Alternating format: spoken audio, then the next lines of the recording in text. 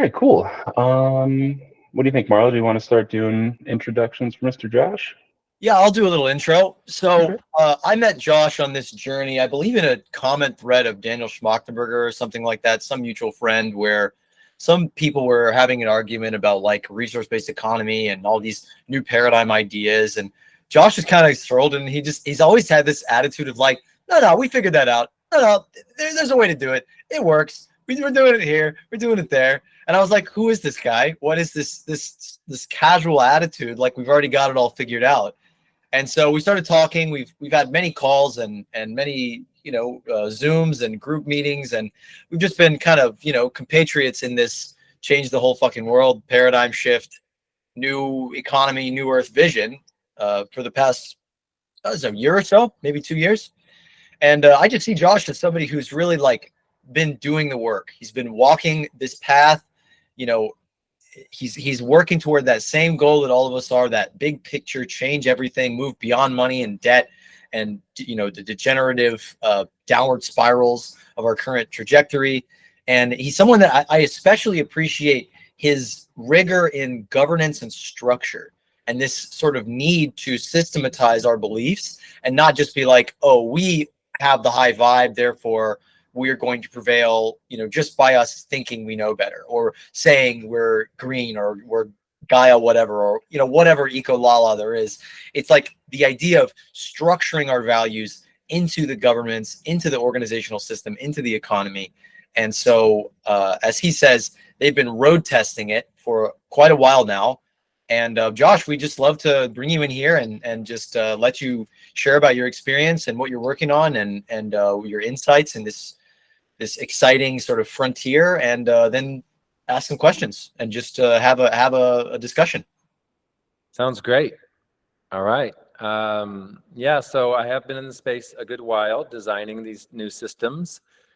And today is mostly about the moneyless society aspect. How can we create natural living systems in a monetary landscape? And however, I just want to preface that with the fact that the model of the economic model that we'll be speaking about is backed by an organizational model. Without that, you're not going to, you can plan all you want, but you won't have the capability of fulfilling the correct mission in the correct way so that economic model will work correctly. So they go hand in hand. So today we can talk about the economic model. I don't think we will get too much into the organizational model, but just know that there's an organizational model that fits perfectly for the call. Just imagine that's all taken care of. And you're welcome to ask later, and we can talk about the organizational if we need to. It's just a whole big another envelope. So I think we can at least, dip in a little bit into that stuff. It's systems thinking, it's all interconnected. Yes, it is. Yeah. So yeah, it's an open question and answer. I can start by explaining what these economic models look like. I can give a brief, if you want, an overview. It's basically, if you imagine before money existed, how did we naturally come up with systems of economics? What was that model before money was here? Before this overlay system that's been put throughout society was created, and in most cases, in most countries, forced upon people by the overtaking, like here in America. Obviously, it was the Native Americans that lived here. And so before that time, it was all done in what I call tribal economics, natural systems that people think, oh, well, we traded. That's the first thing people think, but it's actually it's not. We actually had family, and we actually gave to each other. There wasn't a gift economy either. There wasn't people that were just hanging out, eating grapes or nothing like this. So yeah, I mean, I can maybe share a little model. I think, Zach, you've probably seen this, but most people else probably haven't. Let's see if I can share screen. You guys see this picture? Yep. Yes. Okay, cool. Let me see if I can make it big. Does that work for you guys? Yeah, that's definitely clearer. Okay, cool. So these are our standard structure. You see the economic model on the left, the government's on the right, and the economy, the money will flow in to the top and get distributed down. Governance, same thing. Decisions come in and get distributed. Tell the people below you, how things are going to work in this current paradigm that we're in, which is a mix of paradigms, if we want to be specific. And so transitioning, I don't have to go through this too hefty, but that little piece in the middle actually looks like this. So in the map of a contribution economy, or they call it an access economy, resource-based economy, these are all true in tribal economics and in these natural systems that have existed for much longer than the other systems and worked much better. And they look a little bit like, they can look a little bit like this. Okay, so there's obviously different modalities, but if you imagine, let's go one more here. This was an example in the middle. It's talking about creating a transaction fee. So if you had an economic model that had a closed loop system, so it wasn't interacting with other currencies, let's say, to kickstart a currency without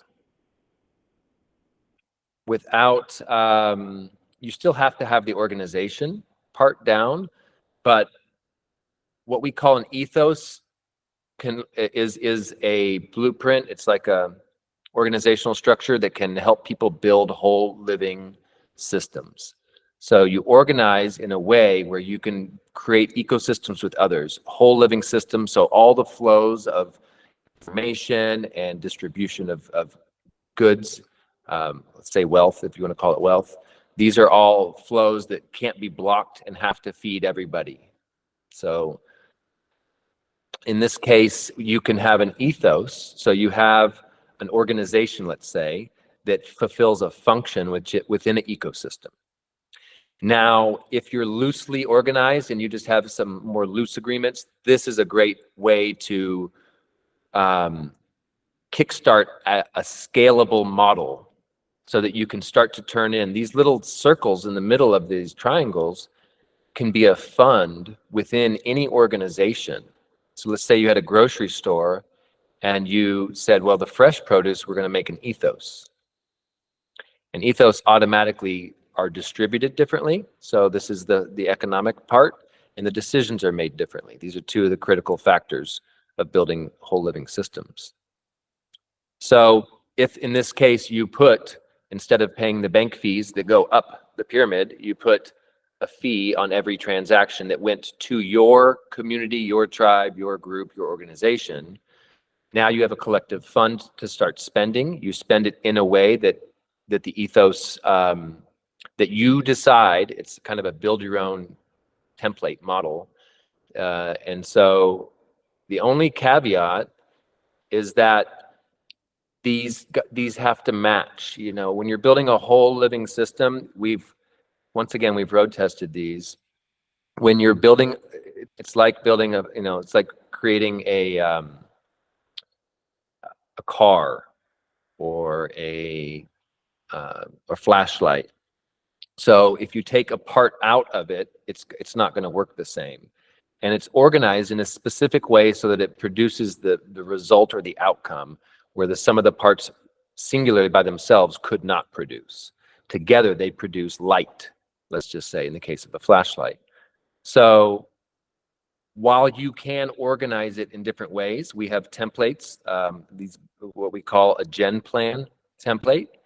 And so people can come in, look at the examples, and create their own distribution model, decision model, and much more.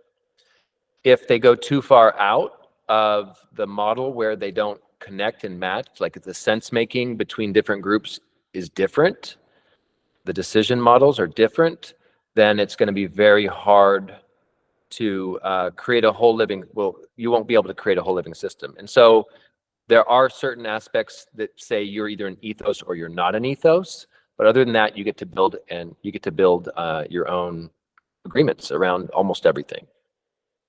Okay, so I'll show you what this is about, and then I'll take a break and see if there's any questions. So on the left, you have the contribution economy, or access or resource, whatever you want to call it. And you have these different circles here, which let's just say these are teams of people. And they're building, let's say these are departments. One of them are building houses, one of them are building cars. And so instead of, paying taxes and setting up all the corporate structuring and going through all that stuff and everyone fighting over how much they can extract, you working together without the expectation, you're contributing and you're getting fed by the whole. So if once again, there's a kicker to it, which is the fact that in a contribution economy, you don't really have the access until something's built. You can't have access to a house if you're still building it. So in the current economy, we get to just get loans and get a bunch of money and stuff like this. And we can use that to build the new economies. So it's not like this is a standalone thing. However, you do have to, if this is a full city and you have, cars and houses and, they have to be producing to be able to trade. If it's smaller scale and it's just, one house and one vehicle, you still have to have it built. And so on the right, you'll see that the picture matches. And so this is a representation of teams, people on a team, different teams. They have an agreement field that the boundary of which, if they go outside of, they're not considered anymore working within that agreement field. So part of the agreements are that if let's just say you have an idea and you make a proposal to build a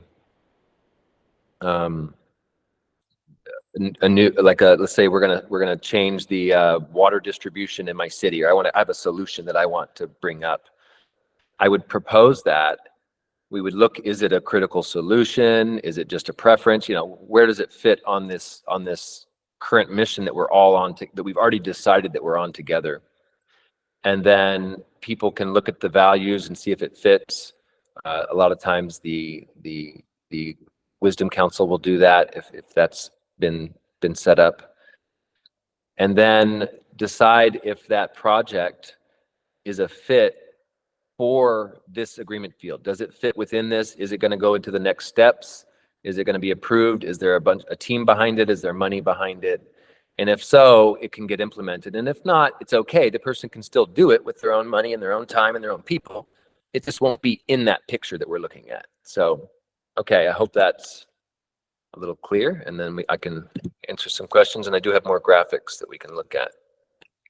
And for the questions, there should be a little hand raise button at the bottom of everyone's screen. So if you guys want to just pop your hand up, and then I'll look at the list and see what kind of order we've got going. So, yeah. All right, let's start with Jade. Go ahead, my friend. Yeah, it's great to see you speak, Josh. Zach has been talking up quite a bit, and for good reason, obviously, I can tell. I'm very curious to hear about the Wisdom Council. We are trying to set up mediation protocols for conflicts that may arise, especially we have this system called the shares, our shared values, and right now we have it set up so that we have to have full consent for new members coming into the Discord. We are seeing a lot of growth. And we are trying to move towards a model of restorative justice where somebody can choose not to consent to a value, and eventually they can, we can have mediation, we can have conversation, but we just want to know how to balance that with people who are already in the space, who've already agreed to the shared values, because every time we make a change to those shared values, we would essentially have to get consent again from everybody in a way. And it's something that some of our members have put a lot of work and effort into, and to see it kind of like new members who don't really know about the space or the reasoning behind a lot of decisions, they might have ideas of their own, and those are always welcome. And that's something we're trying to capitalize on. But also for the safety of our community, we are trying to make it so there is that level of barrier, so that, like, bad actors can't get in and have influence that isn't necessarily desirable for all the members. So I was wondering if the Wisdom Council had some protocols set up for that could inspire us in our goal.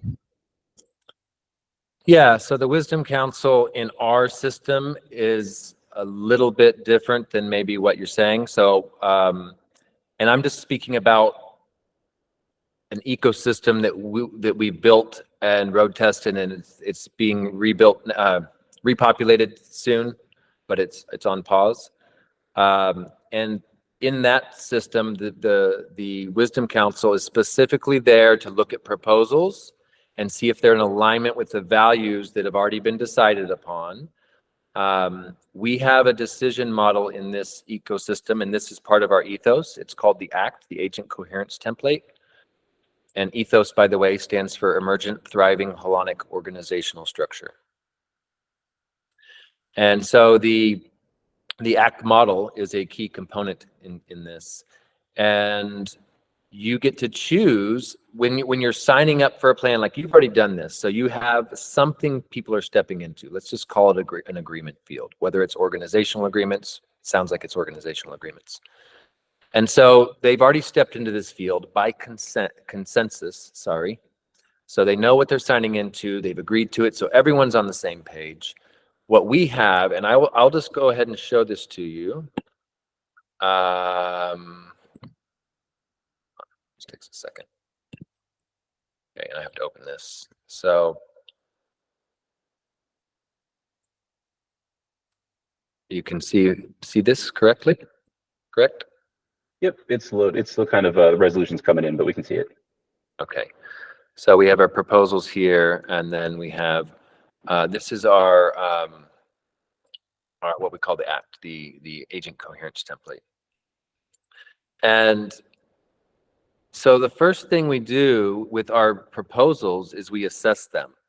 Because if you don't do this and you have people just coming in with all kinds of preferences and they just want to change things back, and you're trying to gain momentum, that can be a problem. And so this was actually the last piece that came in, because after testing it, we were always thinking, well, what happens when we scale this? And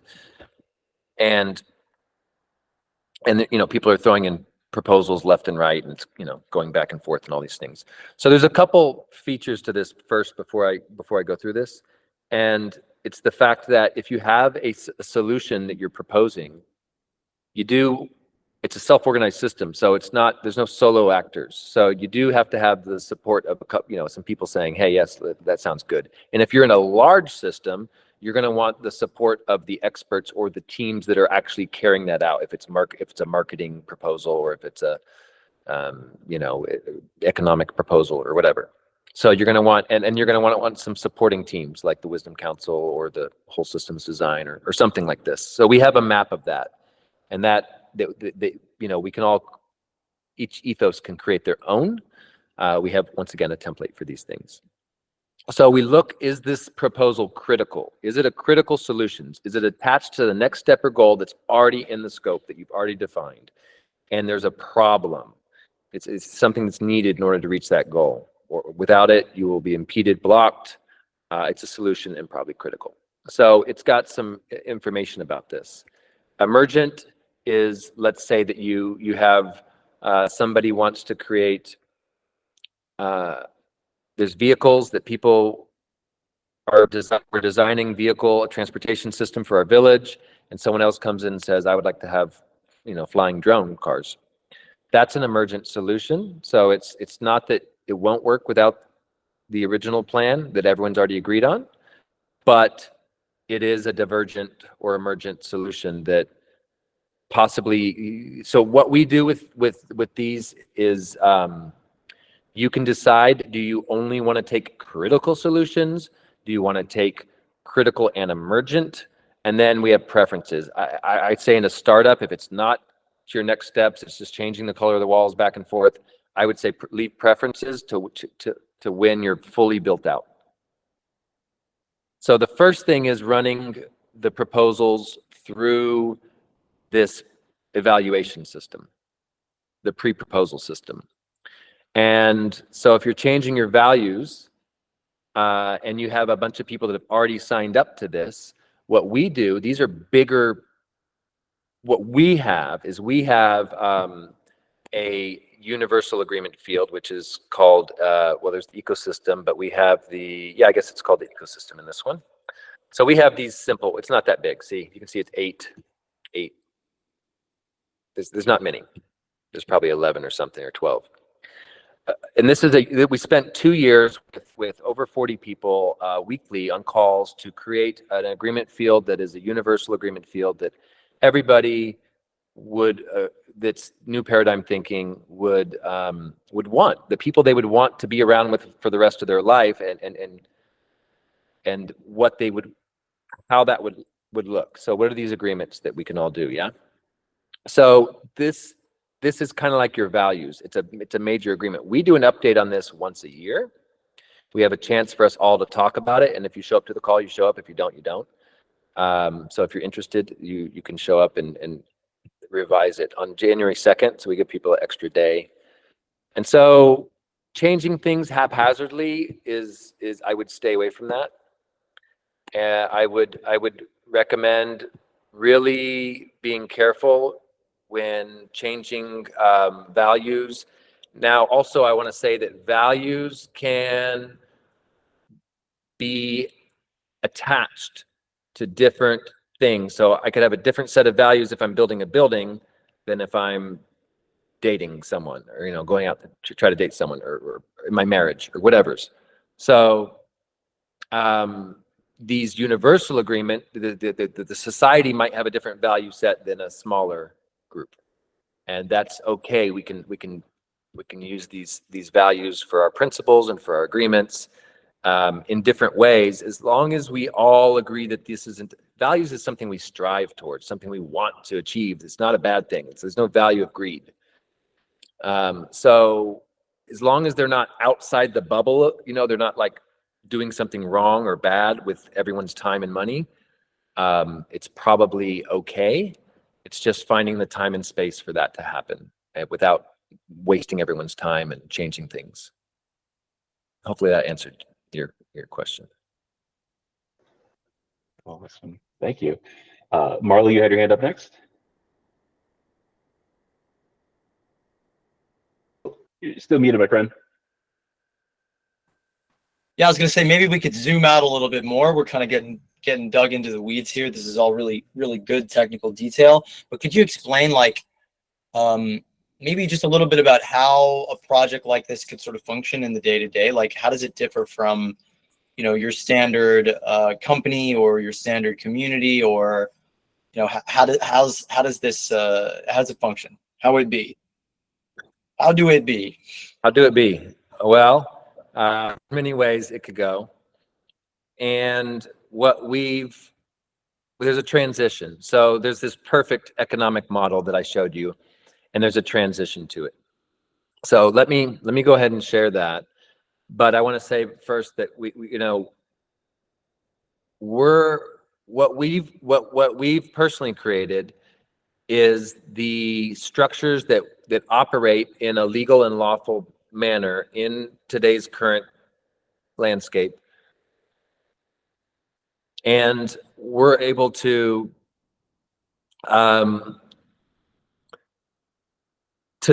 operate in that. Let's call it an agreement field, even though it's not. It's forced, and it's unclear. But we're able to operate within that zone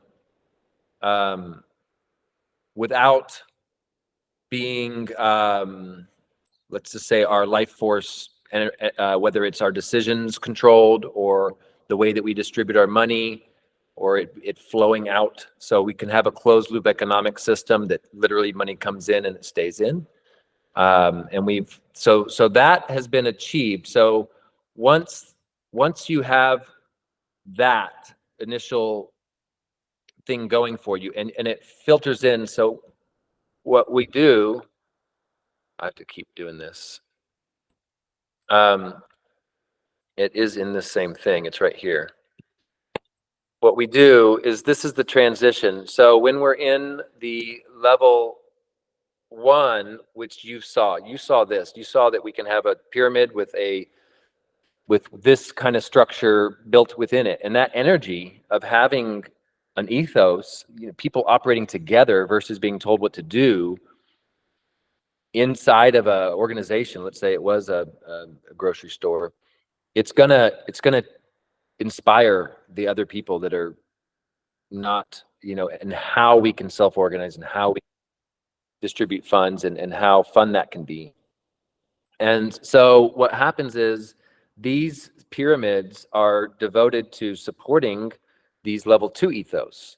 And so these level 2 ethos, as you can see, are organized according to the blueprint. However, they're still working, and this is possible through Holacracy and through Encode and some other people who have taken self-organization and allowed us to build DAOs and things like this. So if we do it right, because just because it's called a DAO doesn't mean it's actually structured anything like this. That a quick little question there. How does this differ from, or how complementary is it with Holacracy or Sociocracy? It's built from it, but once again, these things stop at a point. They were built to work in, not even in this first framework where you see the triangle on the left and the thing in the middle. They kind of allow something. There's a couple things. Holacracy, for example, anyone can just make a decision. There's no coherency. There's no whole, in a whole system, you can't just have people making random decisions. So if you're in control, if there's no one that has been devoted to or dedicated to creating a price on a product, and I'm in a completely different field, I'm in manufacturing and I'm selling it, I can just change that price. And that's chaotic, and that doesn't fit well, and people are going to get upset, and then you have to go undo things, and you have mistakes. Things can possibly fail. You don't want your whole system to fail. You're very fragile. It's like a baby being born and brought up and learning to balance. You need everything distributed from the beginning. You need the decisions and the resources to be distributed. So the resources aren't distributed in Holacracy either. They can have everyone making minimum wage and the owner making everything and still call it Holacracy. So although it was born from Sociocracy and Holacracy, these were the blueprints. It's designed to bring us to the whole living systems part of the teal paradigm. So teal paradigm has self-organization as 3 pillars: self-organization, whole living systems, and purpose driven. And so we're still not there yet, but we're creating the whole living systems part of the teal paradigm. And we have the self-organization. It's a great blueprint that's been given to us, and they've made it legal, but we're creating the whole living systems now. So this is what the ethos does. Yeah. Absolutely. I know we've got a couple questions I think that might be related to that. Yeah. Is this a good spot to ask those? Well, I'll just finish this really quick. So for sure. So where we're at now is we have an access-based economy. So we can, and this call was initially inspired. There's an offer and needs, which is where I was taken through this by, I forgot the name of it. It's like the Human Kindness Foundation or something here in Austin. And you just go into a room and everyone puts what they need or what you're requesting and what you're offering. So it could be, I'm offering, dog walking it could be for a cryptocurrency. It could be for just, time banking. It could be for anything. It could be for money. And then they say, well, I need babysitting, and I need, a nonprofit lawyer. And so you share these in the group, and then you end up writing each other's name down on a little secret piece of paper. And then you have a little social hour where people connect and they help each other, and it works really well. It's very nice. So what originally inspired this is we have it's not a contribution economy. It's actually a time bank that could function as a contribution economy a little bit right now. And so what the idea is that we write these down. We have an offer needs online. We can create our own groups on Symbi, which is this time bank. And it also includes goods, resources, and access. the reason we're able to go around the system right now and not have to pay taxes and have everyone set up their own corporation, and we're able to transition into the new models, is because we have access-based economy. When you get to this middle level, this level 2 ethos, we're distributing, we're not giving people paychecks. We're giving them the housing, the rent. They can still go work in the level 1 and make money for themselves. But when they get to level 2, they're trading, they're building up, they're taking resources from the level 1 and the level 2 fields, and they're turning those into resources. So sorry, they're taking, the like cash that comes in, they're turning them into resources that are collectively owned, collectively stewarded, hopefully pulled out of the ownership model altogether, and those sit in the level 2A on the right. And so this is like the dream economy, or the future economy that people can work within, and then they can go also work in the level 1. So they can do both. But the point is, when you're in that level 3, there is no, you're in an economic model and a legal framework where you don't have to go through all those hoops and circles, and you don't have to worry about them coming knocking on your door, somebody telling you you're doing something wrong, because you're actually using time banking laws and help your neighbor laws, and there's nothing wrong with building a garden together and sharing the food. So we're just rebuilding the collective commons, and everything's been privatized, and we're taking this is a funnel for as much money can come in. If someone's making $1 million, they can teach their friends, and we can all make millions, and it can go into the systems and rebuild the collective commons in the world, and it can go at any rate. Okay, so that's that graphic, I think, basically. Oh, so we got a couple of questions, but I just want to add a little note on that. I think about it like kind of like permaculture, whereas like you don't want energy leaving your system. You want to create a closed loop system. You want circularity. So money in this instance, that level 1 asset, that level 1 resource token or whatever, you don't want it to leave your system. And so if you're just paying people the wage, first of all, that's wage slavery. We should labor to end wage slavery. If you're basically just paying the wage and then they take it elsewhere to go pay it to a landlord or to a bank or to the corporate stores around you want to keep as much of that in the system as possible to make the whole more efficient, so that rather than just all your energy leaving your system, it stays in circulation and it gets bigger, it gets better, and it sort of recirculates through your own shared environment, so that you're just maximizing the well-being and the standards of living for everybody. But yeah, we got a couple questions. Let's hear from the folks. Yeah, so Trenton, you had your hand up first, my friend.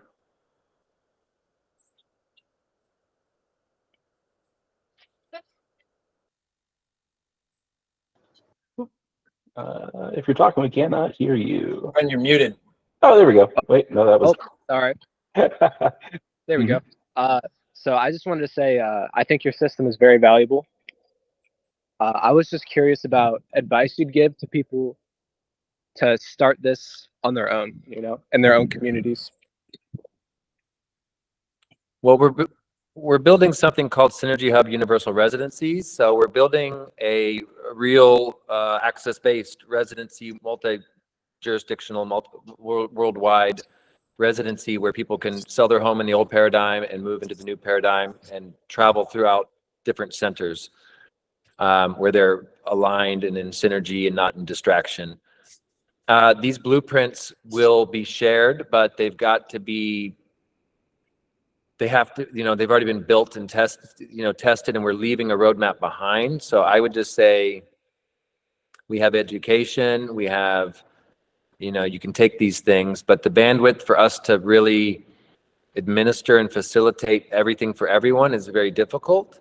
I would say getting familiar with the decision model, testing it, maybe moving in. There's something called the Synergy Hub Integrated Network of Ecosystems, which means that 4 people can get together, start using these systems, instead of paying rent all on their own, they can have a common funding pool of what they're saving on rent and saving on food, and start going to the food drops, get a community food drop, so that they're going to the people that the grocery stores go to. So when you have to spend 500 or more, but you get it delivered and everyone comes from the community, and they all save, $100 or $200 a month. And so this can be a membership model, but that membership model is not somebody at the top, extracting. You've got to really understand that whoever's involved is just like you have in the Moneyless Society. You have that agreement field, and you understanding together of what you're doing. And the biggest difference in this model and 99% of the other ones is we're not in the extraction economy. Almost every model you see, you're going to see the ability, like Zachary said, is the ability for people to come in and get paychecks and go spend it on their Teslas and their vacations and stuff. Whereas in this system, yes, when millions come in, we can all take these paychecks, or we can just we get to decide what we do with that. We can build the centers out bigger. So these shared funding pools is the key aspect, and then the sense making. So the shared funding pools and how it's distributed and the sense making are the two critical aspects. We've got all the agreement fields. We have the gen plan template. I would say it sounds like you guys at Moneyless Society already have a blueprint. I think it's always better to jump on something that's already built than starting over if it's working. Don't fix it if it's not broken. And if that's you're not in the same space and you want like a physical location and this is virtual and it's not really the same, then I would suggest, getting the synergy and the alignment with a couple people, living together, creating a shared funding pool, because money can either bring us together or pull us apart. And decisions, once again, look at, we can have, there's omni1.world. You can go to omni.world, and you can look at the FAQ section, and you'll see a whole different videos. But one of the first ones is on the ACT process. I would look at that. Yeah, that's it right there. Thank you.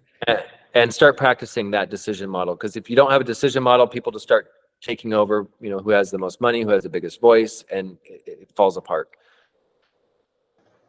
Awesome. Thank you for that. Jade? Yeah, all of this sounds really great, and there was a lot of synergy with a lot of things that we're trying to do, like the synergy project that you're talking about. Sorry, I don't remember the exact name. Worst short-term memory ever. Okay. But we have a similar project called Moneyless Society Project Land Bases, where we're trying to actually get like real physical on-the-ground institutions in place and have those be shared spaces. And one of the things we're struggling with right now is figuring out what is the legal structure that we're running into.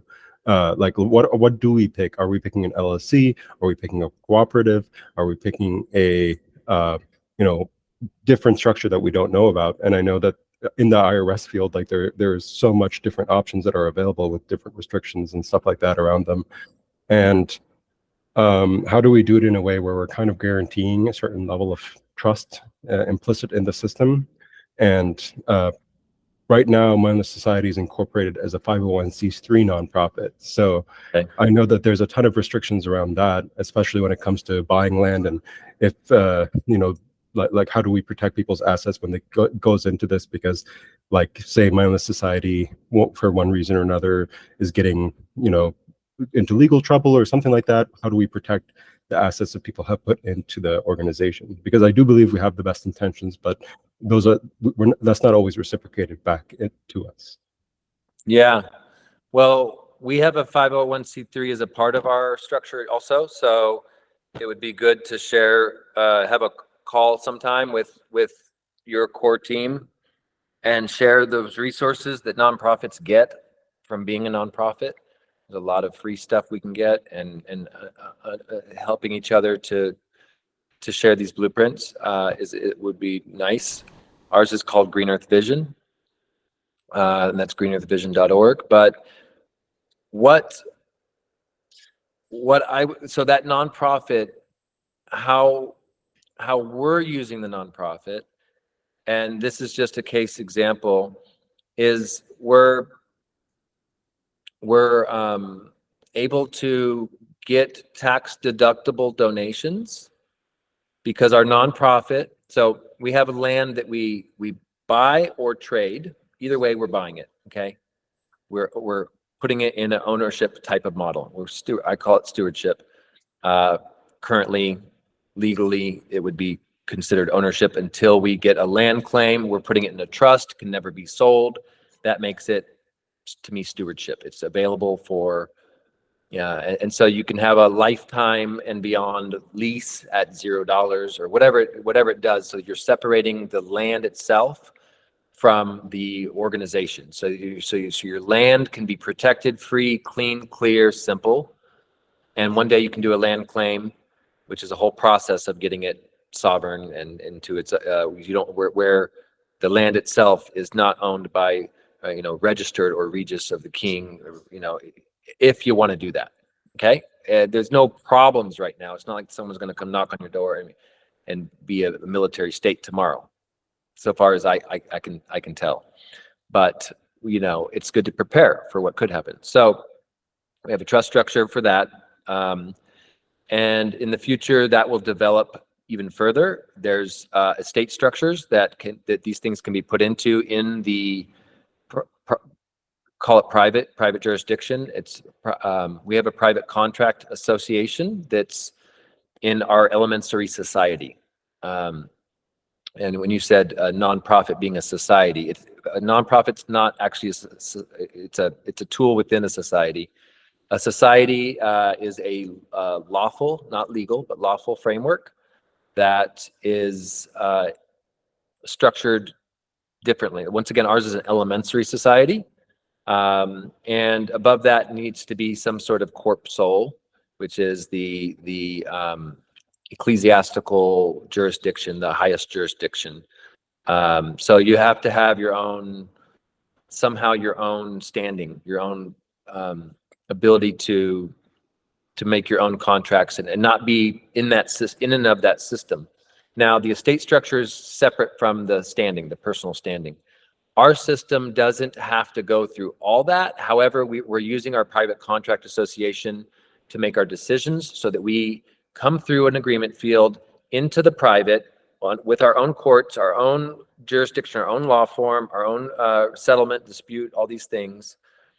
We're making decisions, but we're not bringing what you call commercial paper or fiat currency or money into that field at all because of the danger of it. So we can make decisions in that field and we can go spend it. We can be on the board of the nonprofit and on the board of the LLC and, blah, blah, blah, whatever. But how we organize is much more important than how we're legally structured. And it will dictate how to legally structure, of course. So we make our decisions in the private. So this is the part of this is mimicking what's built and what the elite do. They use the nonprofits in the same way. They use them, so that part is sort of mimicking what's there. The difference is we're not extracting the money. We're creating collective commons. So we're truly doing the work that a nonprofit is supposed to do instead of just, acting like we are and not. And we're turning these into resources which are accessible. So we're not paying we're really trying to stay away from touching the money as much as we can. We have these organizations that convert it into access. Everyone has what they need. And soon we can get back to the tribal economic model and reclaim the land and the world and the resources that have been stolen. And operate how we decide within that. What else is there? So in most countries, that land you will have to have some sort of, let's just say LLC or trust or something that is the organization in that country. Now, that organization, our nonprofit is when it becomes 51% owner or more, and it has exclusive right to sell our access to our housing. So, you're buying a home, you're able to live there for the next 30, 40, whatever years that, that the contract is. However, it's access. It's like a church saying, hey, come, you guys can come over here. And, you're a member, you're a part of the club, or whatever it is. And you've donated. So we have exclusive rights to selling these, and we can give a tax deductible, donation according to that system. So we're not involving everyone in having to create their own legal, we're actually not, there's not a bunch of paperwork and taxes and things going on. And then we can transition. We want to get off that system together is the point. But for now, we're using these vehicles the best we can. Yeah, like you said, in the current system, it's like you can draw lines on the ground and say this is Turkmenistan, or corporations will have all these nonprofits and legal structures and containers and shell corps, but ultimately it's not really defining what they're doing. It's just kind of a buffer, a filter. So that's what I've been saying about our organizational structure. We definitely shouldn't stack it all into one structure. We should get the best. It's almost like it's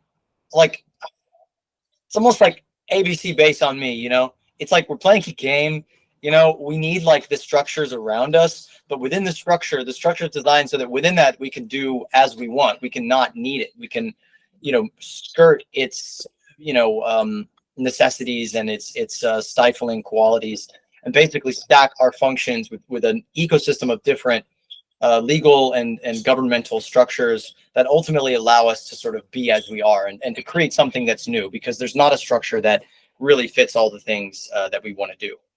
I just want to add to that really quick. Yes, and as we're actually, I forgot what I was going to say. Go ahead and I'll think of it. It'll come to me. Nathan has a question from I was just going to say, after this, can we? It'd be a good time to talk about the SIMBI and the local economy stuff, time banking, all of that. I think that would answer Trenton's question earlier. How do people from the ground level get involved in this kind of action? But yeah, Nathan's got a question. Yeah. So I was just gonna kind of, one of the things that we're dealing with as we're trying to, deal or create a closed loop system or a closed loop economy of access for our own group.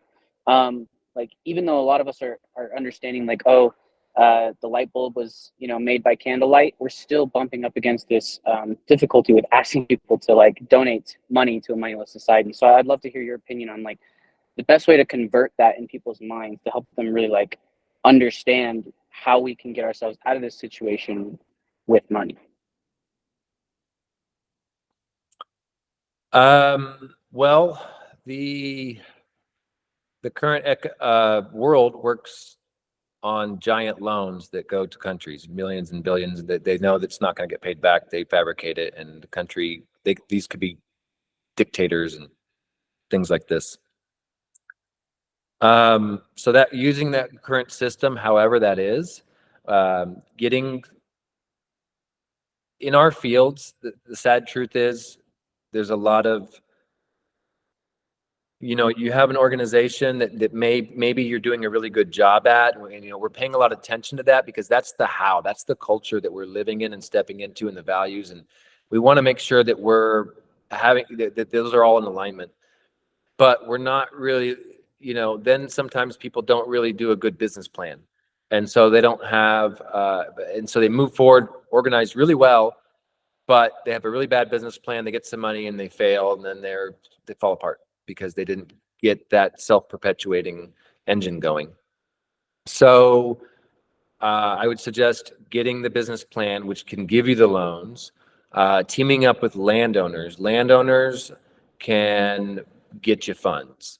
We're looking at, there's different avenues to this. So one avenue is landowners, because you can get the loans either against the land or just through pre-sales, or there's a lot of ways to bring this money in, but you got to have a good business plan.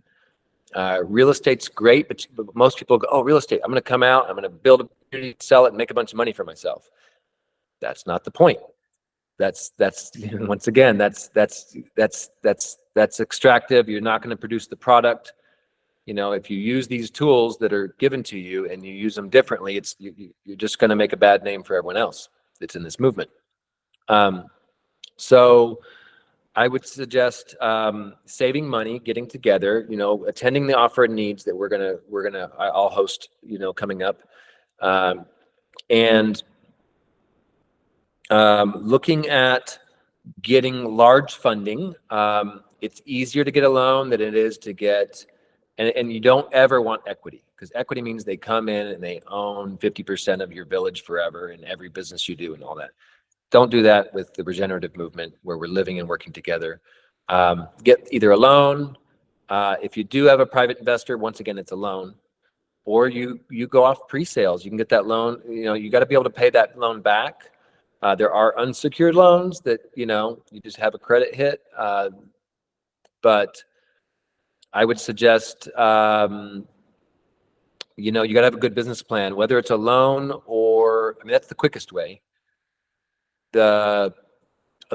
Pooling money together and learning from someone that's really believes in it, coming in, donating, or putting, some money in the pot, but teaching people how to make that money, not just giving the money and then it disappears. Most business people don't want that. They don't want to keep giving money, and they want to. So having someone that's a pro come in, having some mentors come in, and that's about it, man. We just got to do the work. I don't think there's a better way. There's not a quicker elevator. The loans is the best thing I can tell you for fast success, but you got to be able to pay off that loan as quick as possible, have the highest return, and convert that into a non-controlled model. Because right now we're in this pyramid model where we have a stock market. The people up top that aren't doing anything are making all the money, and the people at the bottom, this bottom layer doing all the work, is making minimum wage and paying taxes and not able to survive. So it's the opposite. It's upside down of what it should be. It should be the people doing the work are getting paid. That's the flat organization model. So we're not being siphoned consistently. So just really ingraining that these systems are built for people that want to self-organize, not the pyramid model. When you mix them, the pyramid model will take over. Even using that money, if we use it wrong, because money and control and power and decisions go together. If we don't have the correct parameters and intellectual property, if that's not all solved, you can have someone come in and take over everything with money, or make decisions, and people are upset at each other, and you don't create the culture you want. It defaults back to the old one, the old paradigm. Very easy. Yeah. Perfect.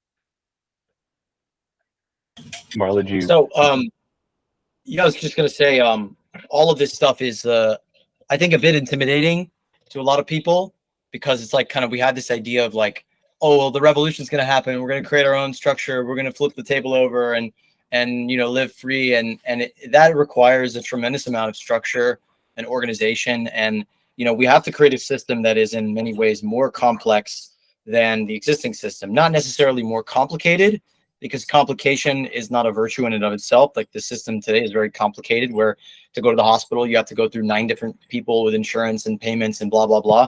But it's like we're trying to create a system that is actually like nature, that mirrors nature's principles, which is complex and has, very nuanced law and permission and order to it. So yeah, this is really crucial to the formulation of a new world, is creating the soft structure of it, the soft, the skeleton, I guess, or the layer of skin over the bones and the structure of like land projects and housing and domes and all that stuff. And I just really salute you, Josh, for being so diligently involved in creating that new law code, that new sort of structure, that new organizational system. I think it would be great, since we'll go ahead, respond, but. Oh, I was just going to say that, we have our ecosystem that we're opening back up, and me and you had talked, Zachary, about collaborating further. If we, have a small people that are devoted to it, and we show up, I could onboard people into our ecosystem, a couple of the right people, and we could have access to these tools. I'm opening that back up. It takes a level of commitment, but once you get it, I mean, we had 14 people build the ecosystem, and because we were living together and working together at the time, and really about 4 of us were building the ecosystem, like doing the work. The rest we were just living in a community.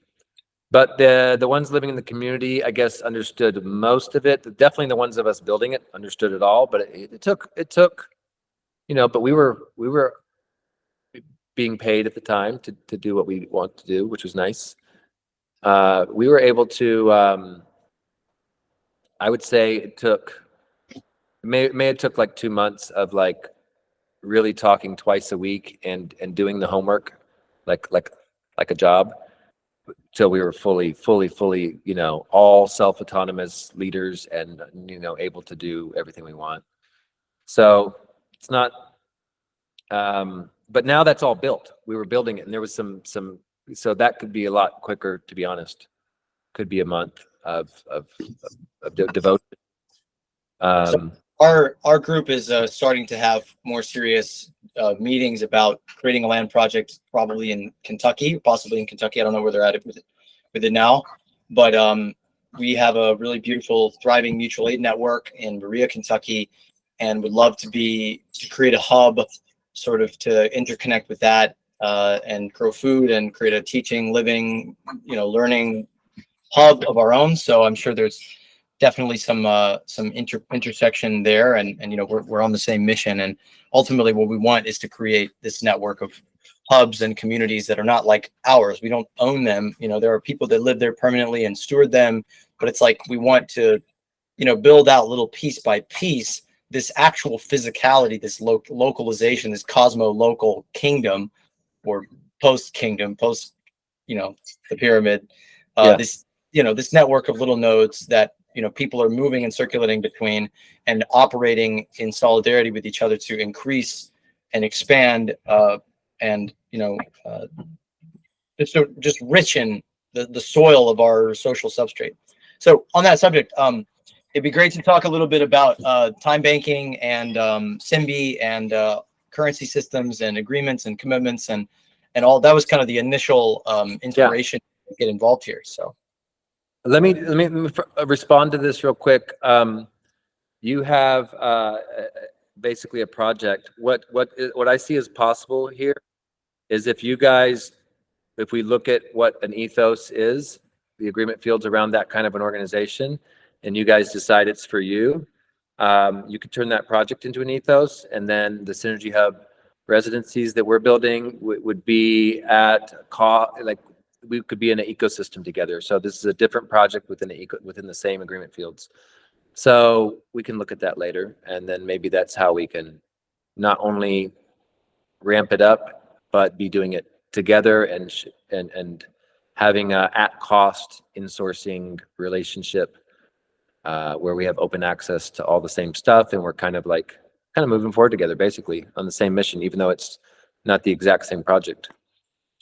Okay, so as for the time banking, what specifically would you like to? Yeah, what specific? Well, you reached out and you said you'd love to do a. That was kind of what inspired this. Was talking about getting time banks and you know, other systems like that set up on this platform, SIMBI.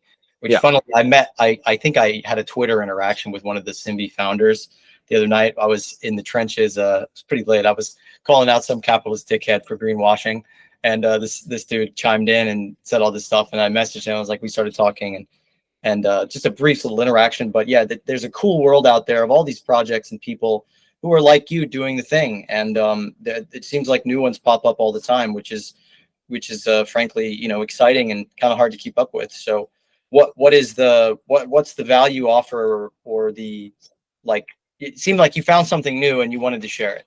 Yeah, okay, let's do that. Yeah, I agree. That needs to be put into this call. So let me pull up the SIMBI, and I'll show you the features that we've got. So I guess I could make this bigger. So this is the SIMBI. It's the oh, I have to log in. Glad it didn't show my password. Okay, so you have the services, the products, and requests. So time banks normally only have services and requests. Now we have products too. So it's literally its own economy. So we can literally trade goods and services. Cool. You know, here, right here, and we have a at parity currency that is. I mean, they use it at parity. You know, to the dollar equal 25 Simbi for. You know, these are goods. So you can. It's basically the Simbi is $1. It's basically what they're going at. You have services, hair, tennis lessons. You know, you want marketing. You can type in, you know, marketing, and you'll see all the different marketing help you can get. So there's a whole world here you can use this currency with is the cool part. So you have control of your own currency. I have 277. My organization, well, it's not mine, but our organization has 775. Okay, so back to my profile. What we can do here is we can not only interact with the world and, you know, trade, which is, it's not that glorious. It's not like the elevator to success. It's like, oh man, I've got to, you know, sit here and trade. And it's not, there's not a really an end in sight if you just look at it like that. Okay. However, what we have is we have groups. So we've created one, but I'll probably recreate this group or rename it or repurpose it or build a new one. So you have the offers and needs of this group, and you can see, you know, who's in it and whatnot. Okay. And this is just a small group we've formed. But what I want to do is I want to create the offer and needs call. So I'll set everyone up. We'll first write down our offer and needs as a group, and we can do this. Everyone can. It's a super easy process. Everyone can take the offer and needs call and facilitate it themselves to their own community, because we spend 80% of our money on our lifestyle, on our rent and our food and locally. So we want to make sure that we have a local economy. So what we can do is we can build our own local economies right now. That we can include time banking access. We can start to learn what access is and how we can do that with our Synergy Hub network. When we have a worldwide network of centers, you could do work for someone and come out on a big, you know, come out to the World Summit retreat for solutionaries, you know, solving global challenges out in Costa Rica or whatever. And you're building that up here. We would accept that. So, so this is synonymous with access, with you can put stuff for free. The point is, what you're starting to help each other. You're creating a local economy that's basically your support network, and you're understanding, oh, this person has that, and it starts to really empower all of us together to be insourcing to each other and at cost, which is some of the basic principles of the kind of world we're trying to build anyway. And what happens is we have a global channel that we can all be on, so we can globally interact and see stuff that we don't get to see. And if we all start building these in our towns, we're going to have a really big network of our new paradigm allies and powerful people that we can literally in time trade with, and we don't have to like go through the commercial systems and pay all the. If I'm giving someone a massage or a service, even right now it's a good and services. But if I'm giving someone a service, why would I go start a whole company and pay taxes and do all these things when I don't have to? Anyone in their right mind would understand that there's a benefit to not being on that system, but being on a new one. You know, you're saving resources. You're identifying who's in your group and you're doing it in a way that. Now, the only thing with this is it can't be traded for the dollar, but it can be traded for access, goods, and services, which is what you spend the dollar on. So we got to stop thinking in dollars and start thinking in resources and what we need. Yeah? That. Any questions on that? Can you just explain, because not a lot of some of us here don't know what time banking is or know generally, but don't really have a good experience. There was some folks were like, I don't know, that sounds like transactional. That sounds like just the same kind of transactional bullshit we're used to in the old system. Can you explain? I think he might have dropped while he was trying to stop sharing. So it goes. Yeah, let's just give him a second to pop back in there. When this shit happens on the podcast, I'm always like, and now let's take this as an opportunity to like and share. Leave us a comment in the blah blah blah. Right. There he is. Yeah. So sorry. Somebody was like, yeah, time banking. It sounds cool, but isn't that just like more, transactional? I do this for you. Isn't that more just trade mentality? Oh, you're muted, friend. Yeah, that's the thing. Like I said, it's not the elevator to success, but what it does is it gets our immediate needs covered for each other. It's not glorious. It's not, making $1 million overnight or getting some, grant, which, to be honest, most of these grants that they promise is a way for them to identify the resources and capture them so that they can, complete their mission of, full control of everything. There's not really money going. Most of these things are complete fakes. And there's not really a bunch of grants being given to people. Well, we're talking about time banking, but yeah. So the grants thing, the elevator to success is not really that easy. I mean, how many on this call have right now millions that have been donated to us, or whatever this vision that we see in our head of this fast track? How many of us are there right now? Probably none.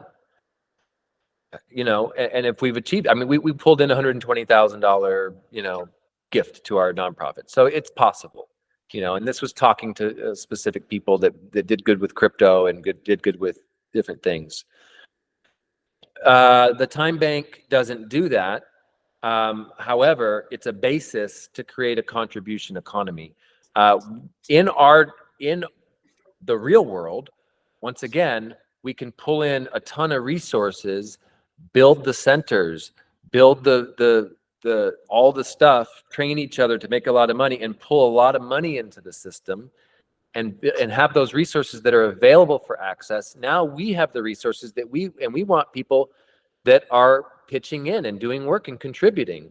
And we want to give them the access instead of just selling it to someone for money. So we need stuff like Symbi and places like this to start to form so that we can create these economies we're talking about.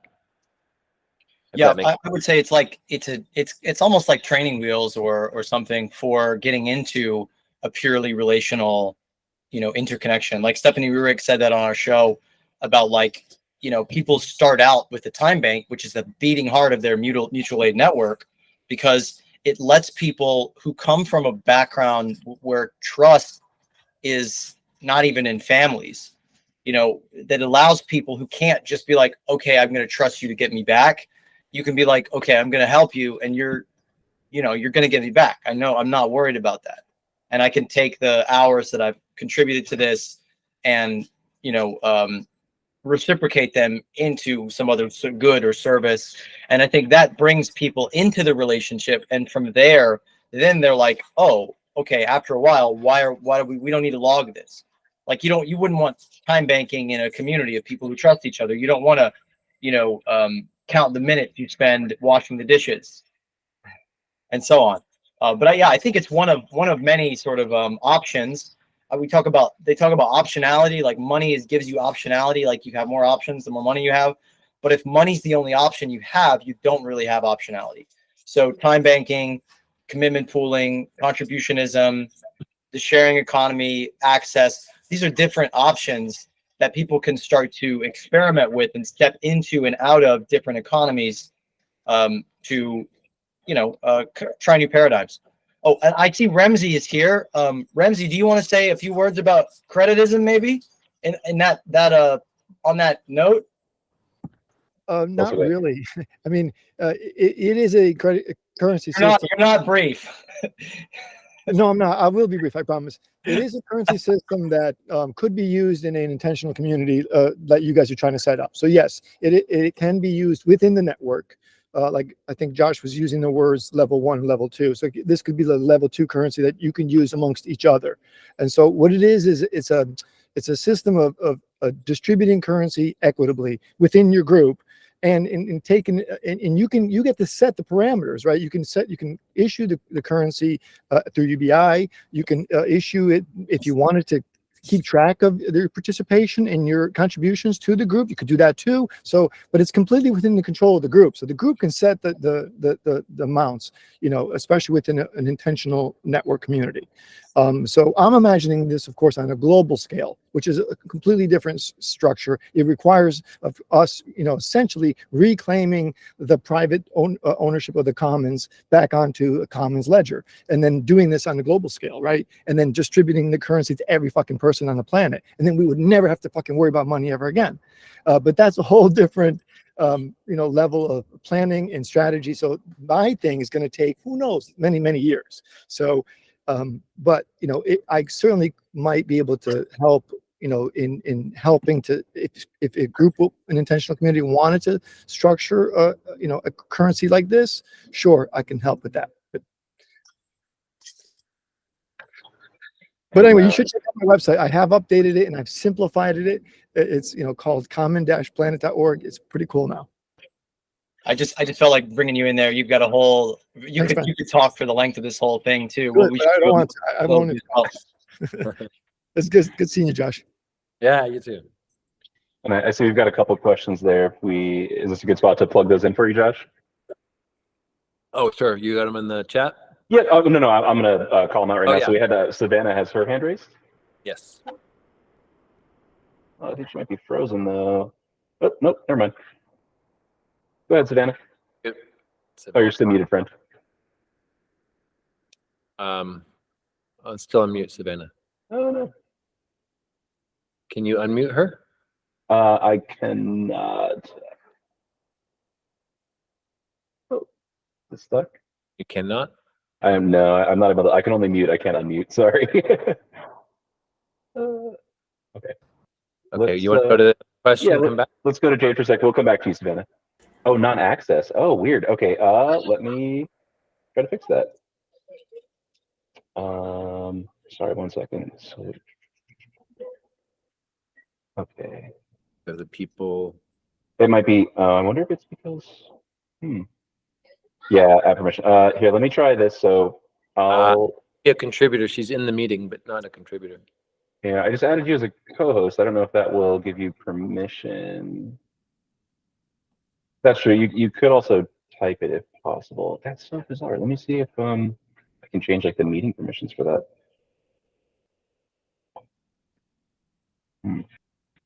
I'll keep working on that. Jade, do you want to ask your question in the meantime? Yeah, I was just seeing a moment of alignment between you and what Zach was saying.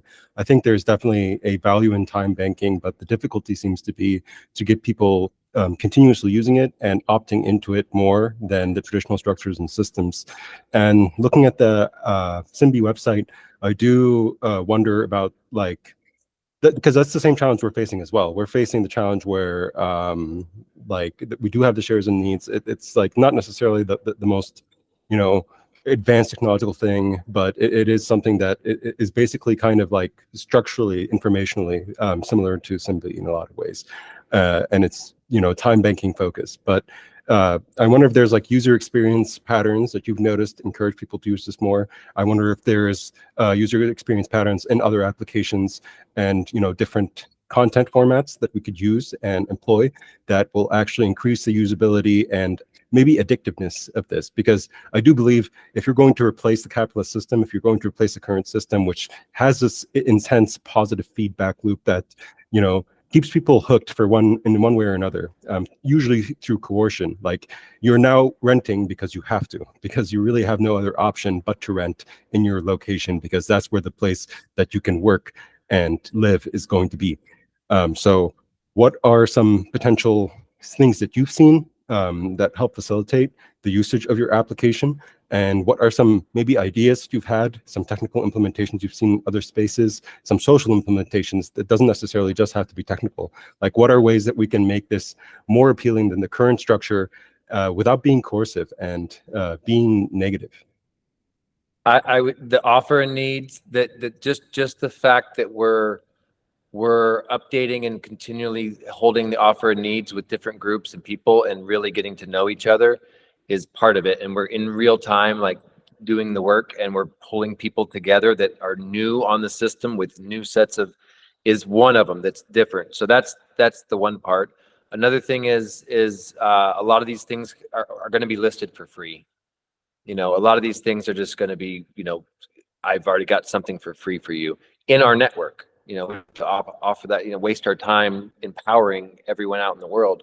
But we can start to create a shared database, a meta library, which is already being done by some groups. So pulling those groups into our circles is another benefit. And so everything that's free, being able to, you know, get the mappers in there, and we can start mapping that. And we can our nonprofit, things that are global things like this that just need to be done for everyone, but like who's going to pay someone, we can pay that with our nonprofit, just to let you know. So it's not like there's something that we can't get done. With the SIMBI credit, if that's what they want, or with access to these to the Synergy Hub residencies that we're funded. We're going to start building. You know, we still got some time. We're setting up now while we have time to be able to do this. But in the future, when these centers are built, you know, we have instant access to coming out and being a part of this. You know, changing our lifestyle right now. That's very attractive to almost everyone. So we can literally team up with communities and make this happen, where people can, this could be a area where these things happen, and we're helping each other to get there. And so that can be started with a group that's devoted to that, or that, you know, it is exchanging. So a contribution economy is, we just do our role and we get access. It's that simple. It's not dictating and pinpointing how much you worked and how much you earned. It's not about that. That is a different energy. It's a different result, and it's a different economy. So we're transitioning there. We can't transition to a contribution until we have all the resources that we need for a whole living system, all the businesses, all the trees, all the houses, all the land, and a whole living system built. Then we can be on that system. For now, we got some work to do, and once again, we can still pull in money and all that stuff. This is a place where we can share the free stuff. We can build the teams together, and if we get stuck with some of the money, we get people to help us. We have a currency we can use, that we can get our marketing done, stuff for ourselves done throughout the network or our teams, and we're gaining coherency. So yeah, hopefully that answers your question. Thank you for that. And I saw Savannah got her mic situation sorted out. So did you still have that question, Savannah? Yes, hello, thank you. It's not so much of a question, but it really is just some information that I received regarding the currency and the time bank as far as the value. You know, before I met Josh, we were given like sort of similar, if you want to download this energetic currency.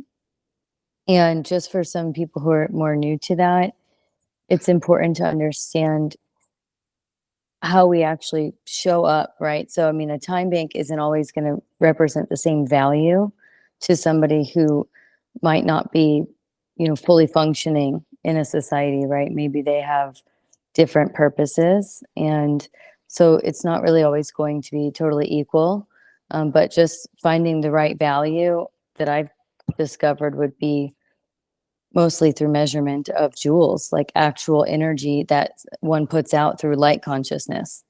So a lot of it's not just looking at a human body as just a body, right? It's looking at somebody from their soul's perspective, and as you call it, the contribution of what they're bringing to the earth or the planet, or this purpose in each development, whether it's a synergy hub or a full community, and otherwise globally.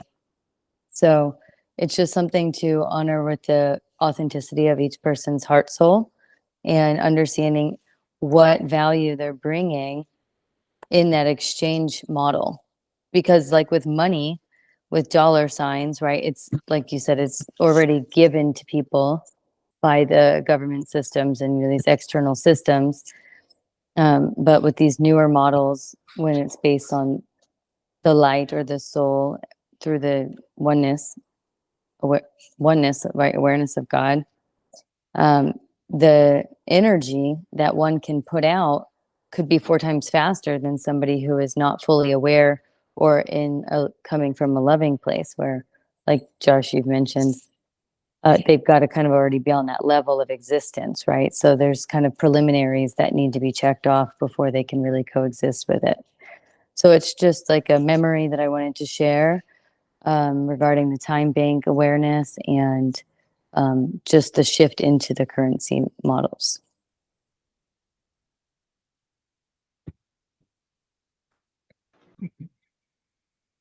Perfect. Yeah. So Marla, did you have a direction that you wanted to go from there, from the time banking? Maybe we could. Well, how much more time do we have? Well, we scheduled the meeting till 9:45 just to have as much time as needed, but you know, we don't have to. Yeah, we don't have to squeeze a lot of stuff in. It's whatever, you know, everyone's comfortable with. Okay, I'm gonna have to get off in a bit. Okay. But I mean, Josh, you still have more pieces of the pie to lay out on a plate for us, I'm sure. Or if other people just have questions, I'm interested in more collaboration. I'm interested in more, really, just like there's so many projects out there and people's organizing themselves into these new structures, and there's just a real pattern resonance of like holonic governance, horizontal structures, you know, back to the earth, you know, new currencies, all of this stuff.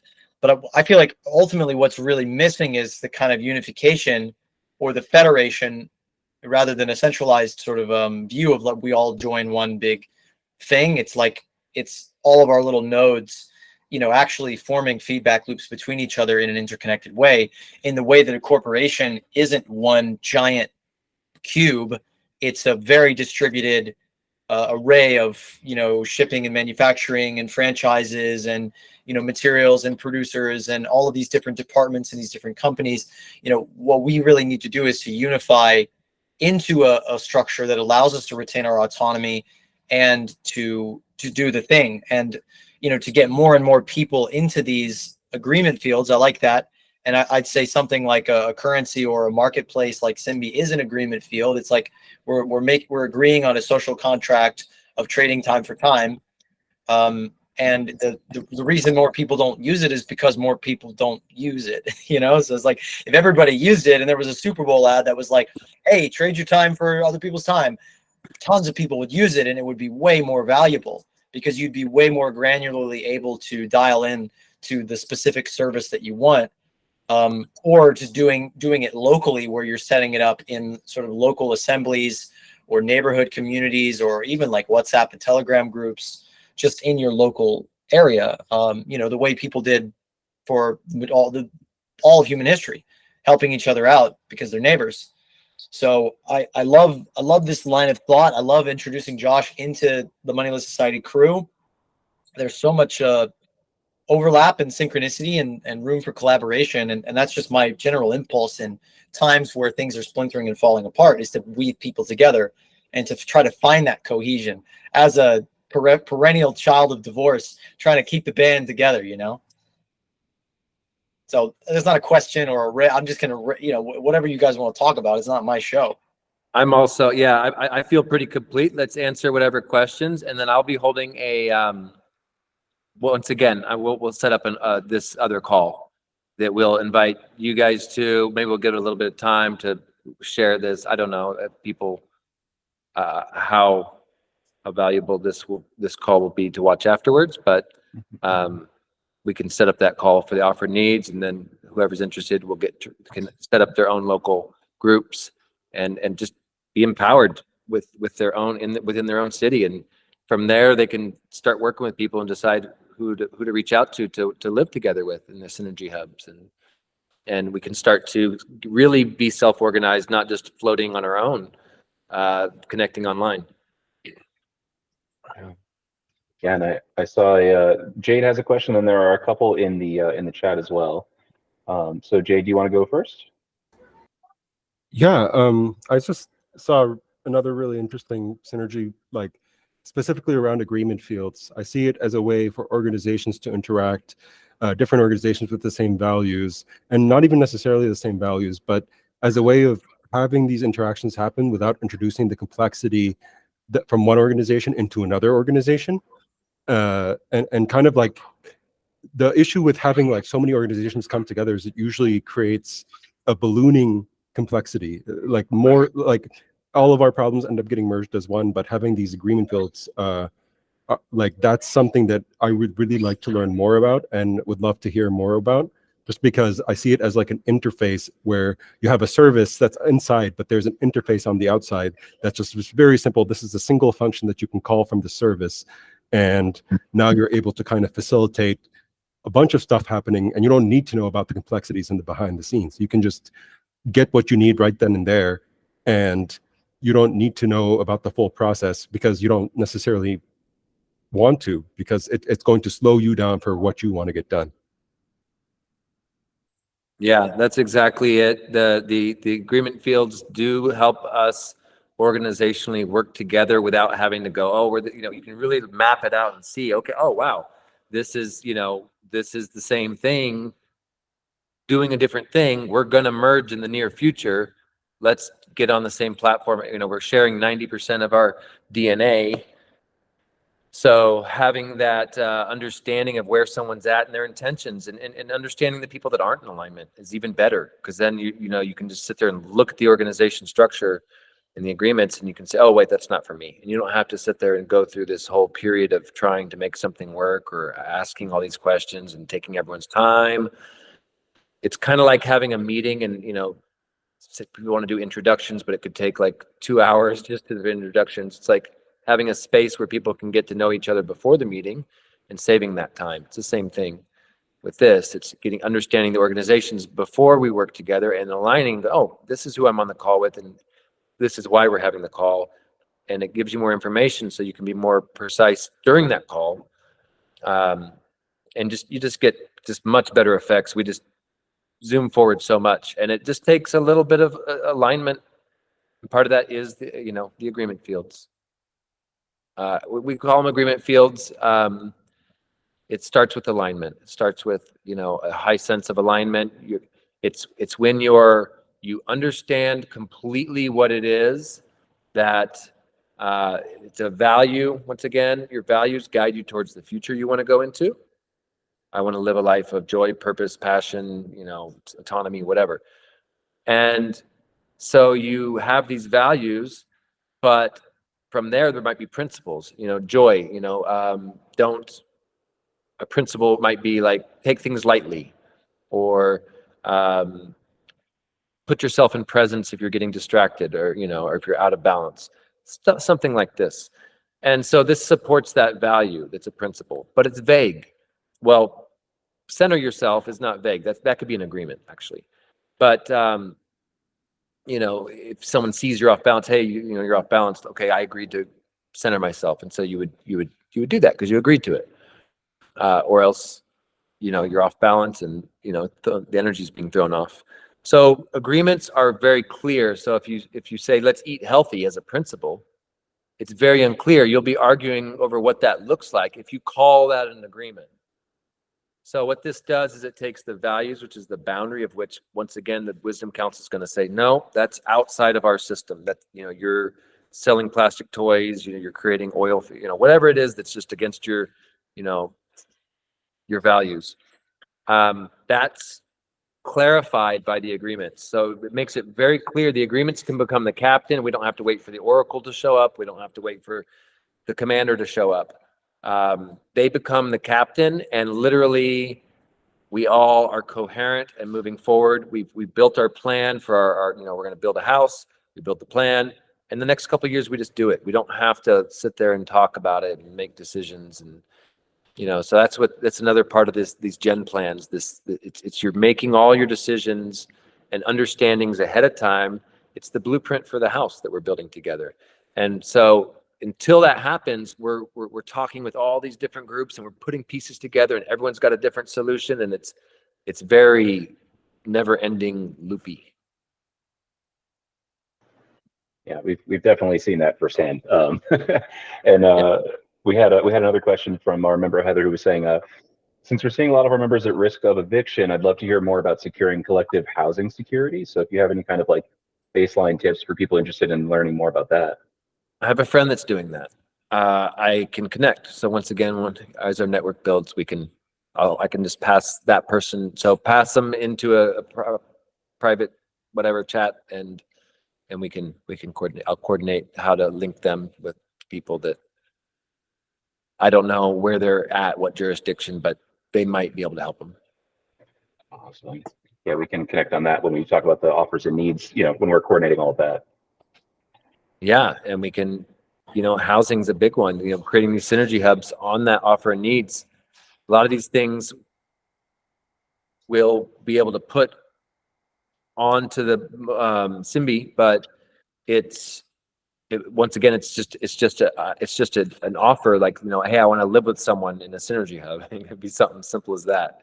And you go, oh, this person's in my same state and they want to join in the synergy hub. And so it doesn't have to be, it can be an information highway as well as an economy.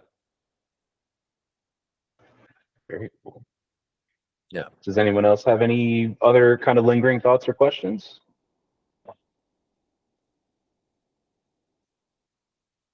Awesome. Well, Cool. Thank you so much, Josh. Super duper appreciate it. All the insights. Thank you, guys. Yeah, good to meet you and everyone, and see everyone that I already know. And last question is what's the on/off ramp like? What are the next steps for more collaboration, more connection between our groups? I've got the one, the offer needs, but whatever else you guys think, I'm open. I've got the offer out there for whoever's super interested to start a dialogue about ecosystem and agreement field training and building. What else? Yeah. Anybody else have something? Next step?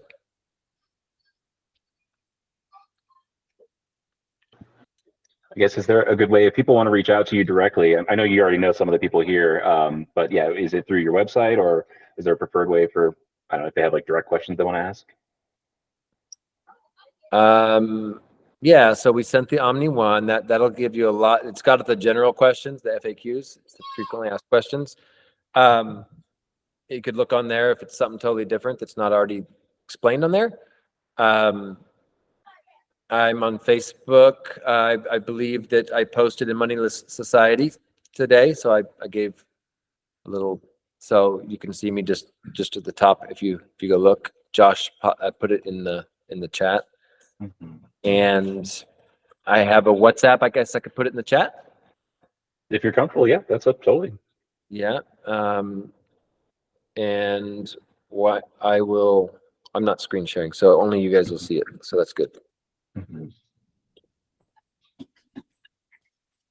And from there, I've got the private stuff. If the whatever Telegram is supposed to be more private, but really nothing that I speak of in general is anything that I feel has to be private. It's all basically open source. Mm-hmm.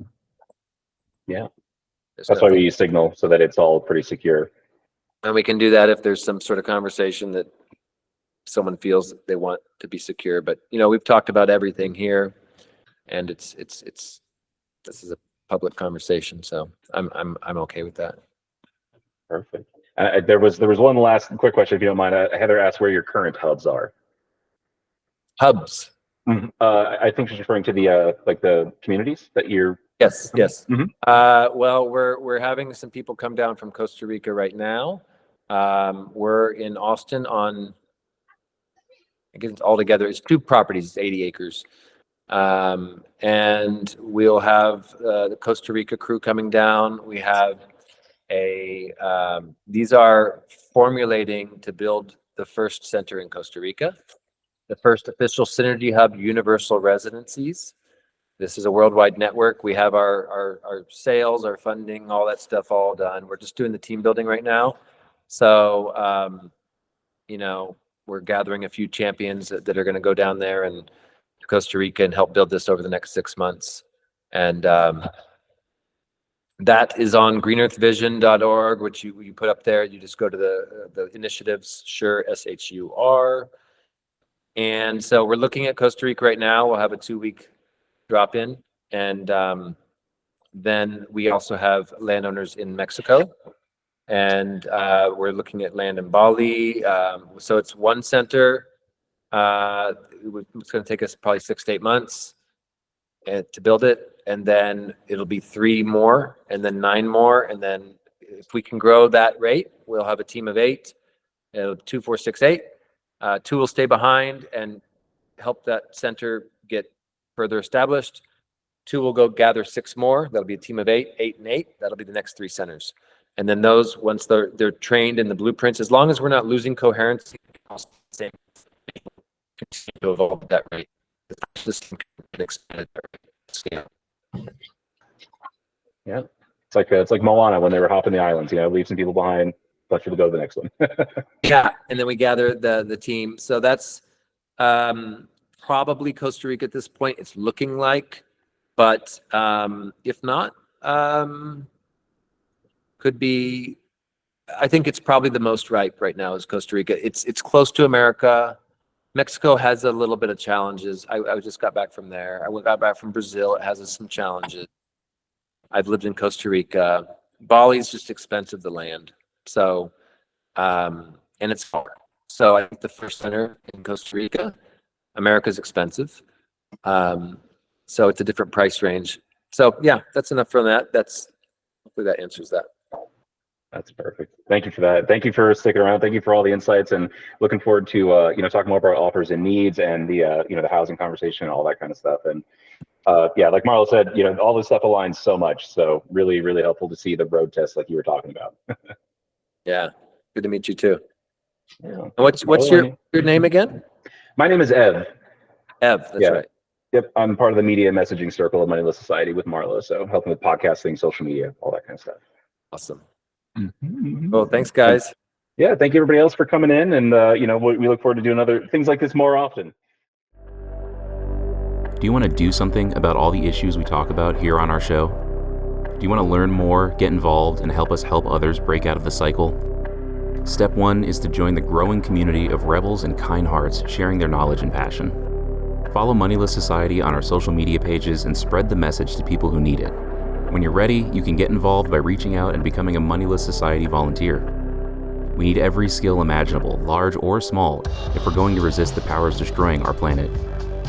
And even if you don't have time to volunteer, you can help us build the dream with donations of any size. We create all of this community and content because it is our passion, but we need resources to get it done. Monthly Patreon donors receive cool perks like early access to future episodes, and visitors to our website, moneylesssociety.com, can buy Moso shirts and other merchandise that help spread awareness. We're glad you're here, and we hope that you'll keep learning and growing with us. The goal may seem far away, but we can get there together.